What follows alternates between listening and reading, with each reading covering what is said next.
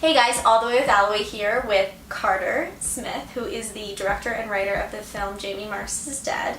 So you have been to Sundance before, you're familiar, and you won the Grand Jury Prize for shorts in 2006. I did, yes. How did that experience inspire you to come back again and to make a feature?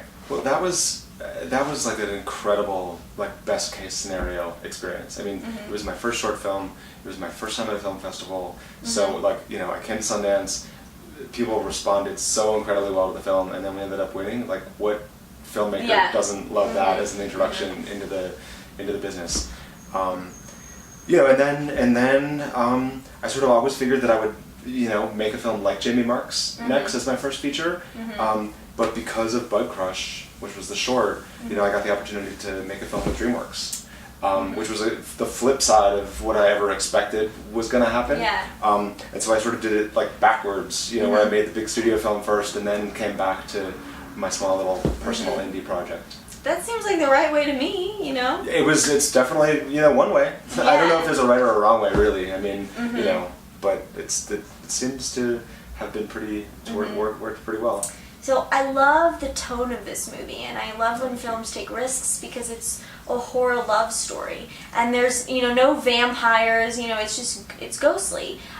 So how did you build that tone? Did it really start with the novel, and did you kind of build up from there? Yeah, the tone was very consistent with what was in the novel. One for Sorrow. Yeah, and that was something when I read the book, I fell in love with the characters, but I fell in love with the tone. This sort of like melancholic, small town, boredom and loneliness, and just sort of this idea that it takes place in a city where things have moved on. Like, it's not somewhere that's prosperous. It's not, the kids that live there, they don't have a lot of options. And so that the tone of the novel translated, completely to the film, and that was one of the things we stayed true to.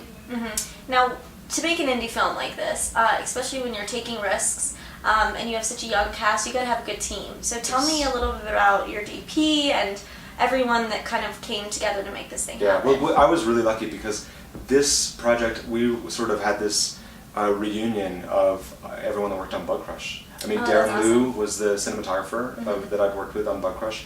Eric Naj, who was the sound designer on Bug Crush, and on this he was the editor as well as the sound designer. And then Mike Potter, who did hair and makeup. Which if you've seen Jamie Marks, you know that it's kind of plays an important part. So it could have been real cheesy. Yeah, exactly. And we spent a lot of time making sure that it was not. But so it was a lot of the same people. We all had worked together before. Amy Williams, the production designer, I had never worked with her, and she was incredible. So it really did feel like everybody was. We were a team, and the conditions were not ideal. So it's like part of the difficult situation that we were in as we were making the film made us all sort of that much closer.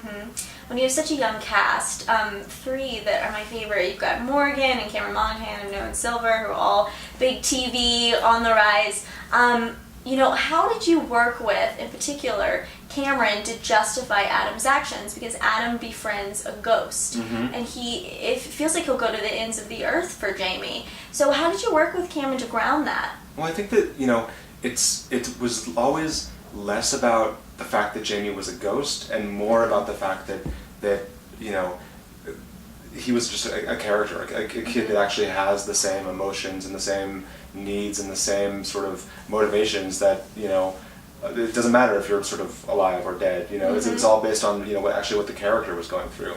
And I think that a big part of it was, Cameron's character, Adam, witnesses something that happens to Jamie early on that sort of, he's horribly bullied, Adam witnesses it.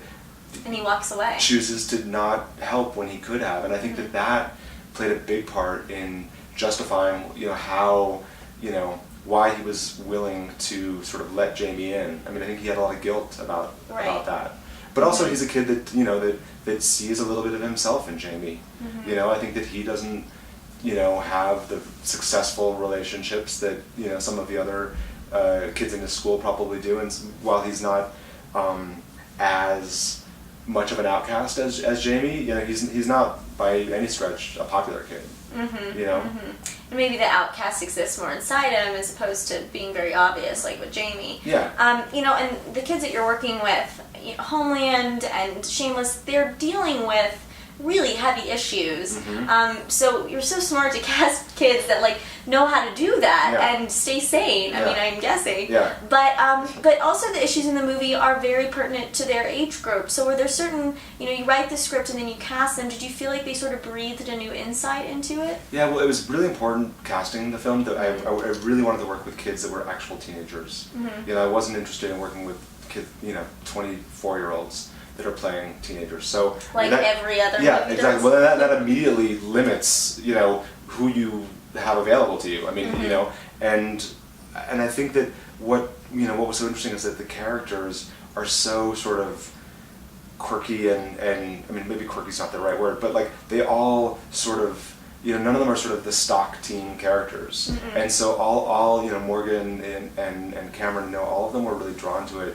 Because they felt like, oh God, this is like, I don't read projects with kids like this. I know her, I know him, you know. So that was you know, that was one sort of exciting thing, getting them interested. But you know, but also like what we're dealing with in the film, it's about loneliness and it's about connection and it's about how hard that can be, and that's something very teenage. Yeah, and I mean, I think even, you know, it's especially sort of pertinent as a teenager, but it's also something that, you know, adults realize as well, that like, you know, it's not necessarily easy to make and sustain those connections, you know, at any age. Well, and you have two veterans in your cast as well, Liv Tyler and Judy Greer, who I adore. Yes, me too. So, right, she's amazing. So, how did your directorial role change when you're working with your young cast, and then when you're working with more cultured actresses?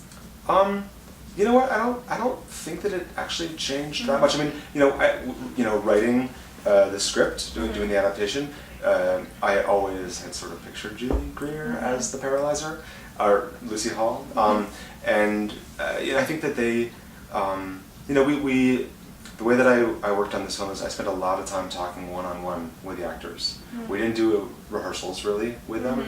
It was all one-on-one, and so.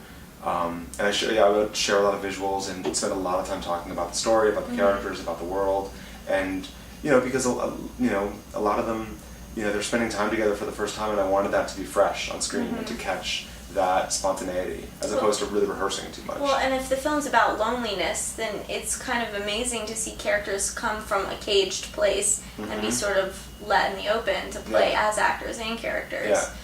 Did you feel like you guys had moments that sort of lightness, because the subject matter is dark, you know, it's a primarily dark film.